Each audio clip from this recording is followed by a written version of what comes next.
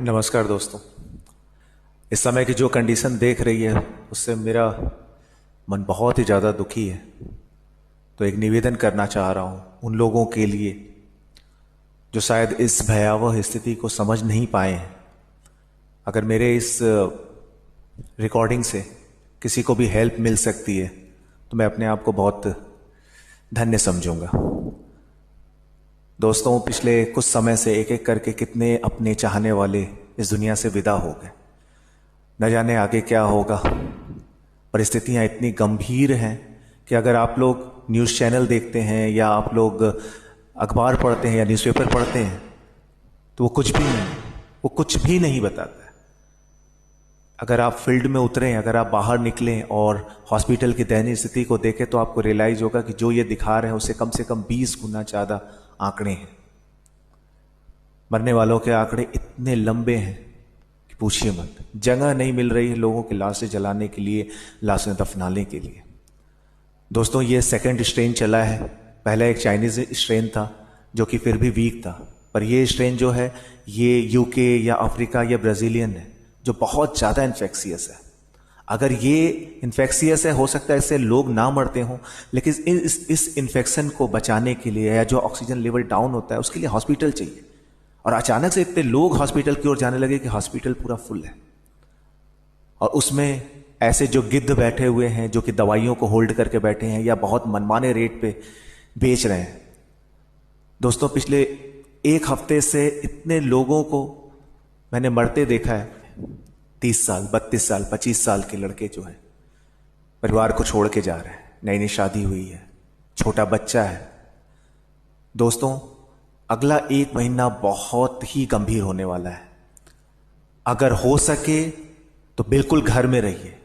बाहर निकल रहे हैं तो जितना प्रिकॉशन हो सकता है डबल मास्क लगा के जाइए। जो भी अपने आप से आप प्रिकॉशन कर सकते हैं वो लेके जाइए। आपकी जिंदगी बहुत कीमती है। आप हो सकता है ये बातें न समझ में आए कि अरे पिछली बार आया चला गया। पिछली बार कुछ भी नहीं था इसके आगे। और इसका रीजन ये नहीं है कि ये कोरोना भयावह है। प्रॉब्लम ये आ रही है कि हर एक एक घर में सारे के सारे लोग इस कोरोना से पड़े हुए हैं। उनके घर पे कोई नहीं है जो उनको बाहर ले जा सके, उनकी दवाई ला सके, उनके इलाज करवा सके या उनका जो टेस्ट है वो करवा सके, ग्रोसरी ला सके। उनको खुद निकलना पड़ता है। अगर आप बाहर निकल रहे हैं, आप कोई सामान लेने जा रहे हैं तो आपको पता नहीं कि आपके पड़ोस में खड़ा व्यक्ति क्या पॉजिटिव है या नहीं है। मैं उसको दोष नहीं दूंगा क्योंकि उसके घर पे ऐसी हालत हो सकती है। कुछ ऐसे पढ़े लिखे लोग भी हैं जो कि पॉजिटिव हैं लेकिन बाहर घूम रहे हैं। क्यों? कि अरे मैं तो माइल्ड हूं। ऐसे बेवकूफों से दूर रहिए। ऐसे लोग ही दुनिया को इस समय, इंडिया को एकदम परेशान करके रखे हैं। मैं ये बातें इसलिए नहीं कह रहा हूं कि जस्ट मैं न्यूज़ पे सुना या अखबार में पढ़ा है। मैं अपनी आंखों से देख रहा हूं। मैं कुछ वॉलंटियर ग्रुप्स में हूं। तरस जा रहा हूं। गिड़गिड़ा रहे हैं लोग कि बेड चाहिए, बेड चाहिए। मरते हुए देख रहे हैं पर बेड नहीं अवेलेबल करा पा रहे हैं, ऑक्सीजन नहीं अवेलेबल करा पा रहे। ये स्थिति मैं दिल्ली के आसपास की बता रहा हूं। प्लाज्मा चाहिए। मेरा अपना दोस्त खुद पॉजिटिव लगा था लेकिन अपनी मां को नहीं बचा पाया। एक दूसरा व्यक्ति जो ऑलरेडी अपने पिताजी को खो चुका है, मां उसकी स्ट्रगल कर रही है। दवा के लिए 50,000 रुपए का दवा देके मंगाओ किसी से और वो दवा फेक निकलती है।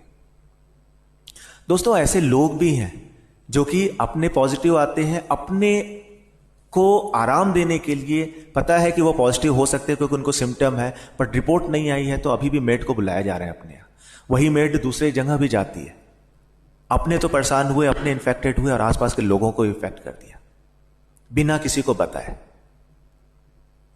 10% या 20% लोग ऐसे हैं जो कि अपने आप को बताते हैं जी कि मैं पॉजिटिव हूं, अपने सोसाइटी में दर्ज कराते हैं ताकि लोग सेफ रहें।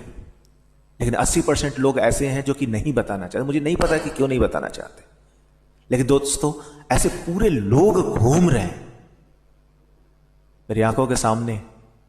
तो मर गए, कुछ नहीं कर सका।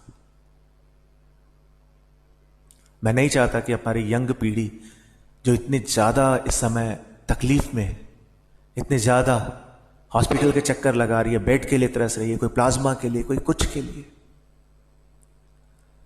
लोग अभी भी नहीं समझ रहे हैं। बिना मास्क के आपको लगाए लोग बाहर घूमते हुए दिख जाएंगे, करे कोई नहीं, बीमारी तो पहले भी आती थी, ये वो बीमारी नहीं है।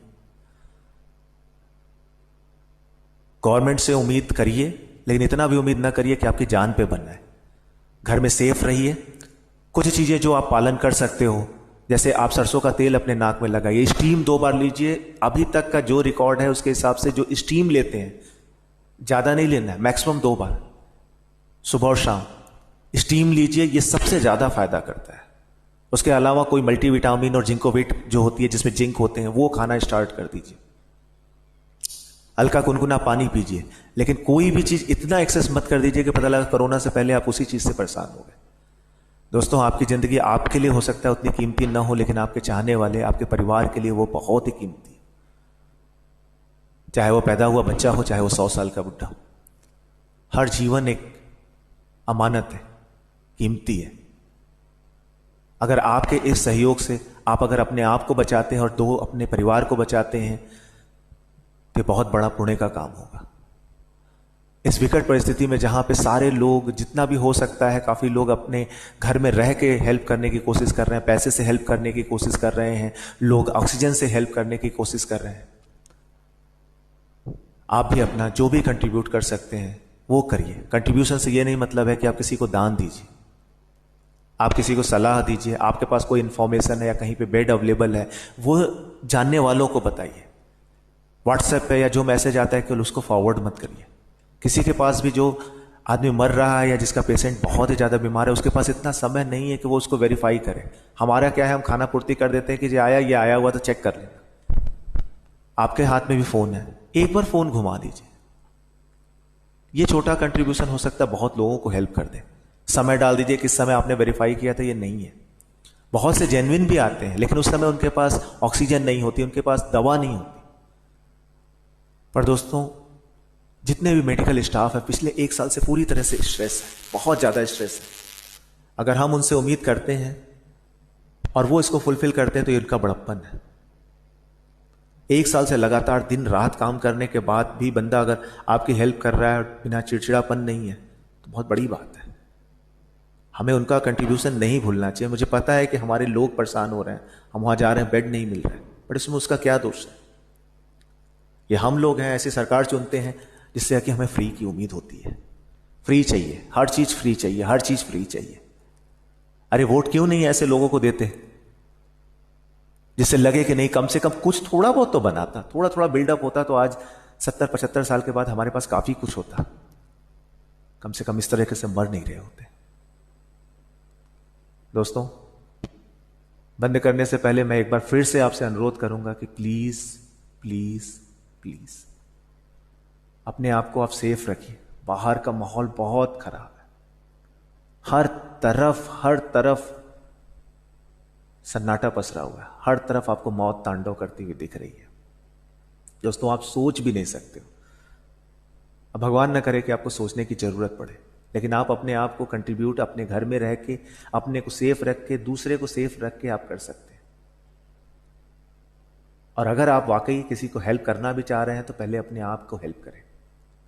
वो प्लेन में कहते हैं ना कि अगर ऑक्सीजन मास्क आता है तो पहले ऑक्सीजन मास्क अपने लगाइए, फिर अपने लोगों की हेल्प करिए। वैसे ये भी है, ये कोरोना का स्ट्रेन है, अभी कहा जा रहा है कि 3rd स्ट्रेन भी आ सकता है। ऐसे में बाहर ना निकलें, पब्लिक प्लेस पे ना निकलें, डबल मास्किंग करके रहें, जिससे कि कम से कम ये फैलाव। एक एक आदमी के थोड़े कंट्रीब्यूशन से हम बहुत जल्दी इससे मुक्त हो सकते हैं। अदरवाइज ये चलता रहेगा और अपने आंखों के सामने हम अपने परिजनों और अपने लव वन को हम लोग जाता देखेंगे। Stay safe, stay blessed. Thank you.